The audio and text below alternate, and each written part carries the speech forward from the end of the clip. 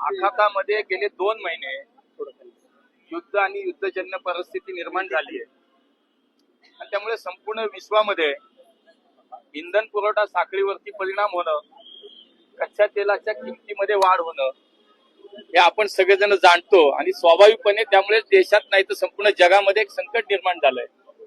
तर भविष्यामध्ये याचा विचार करता एक 6 महिन्यासाठी माननीय प्रधानमंत्र्यांनी देशवासियांना अपील केलं, आवाहन केलंय की काही गोष्टी आपण प्रत्येकाने जर ठरवून केल्या तर निश्चितपणे आज कच्च्या तेलासाठी परकीय चलन खूप मोठ्या प्रमाणामध्ये वापरावं लागतं, तर आपली ती बचत होईल आणि आजही जगातली सर्वाधिक वेगानं विकसित होणारी इकॉनॉमी अर्थव्यवस्था म्हणून आपल्या देशाकडे पाहिलं जातं, जे सत्य आहे.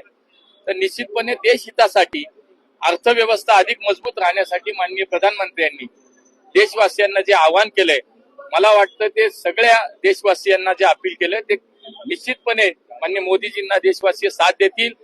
राजकारण करणाऱ्यांना राजकारण करू द्या, शेवटी त्यांना दुसरं काही नाहीच आहे. त्यामुळे या गोष्टीत तरी किमान राजकारण करू नये. देश एका अशा परिस्थितीमध्ये आता आपण आहोत की आपणच नाही जगामध्ये संकट आहे, त्यावेळेला मला असं वाटतं की सगळ्यांनी एकत्र मिळून त्याचा सामना केला पाहिजे. रोकठोक महाराष्ट्राला सबस्क्राईब करा आणि बेल आयकॉनवर क्लिक करायला विसरू नका.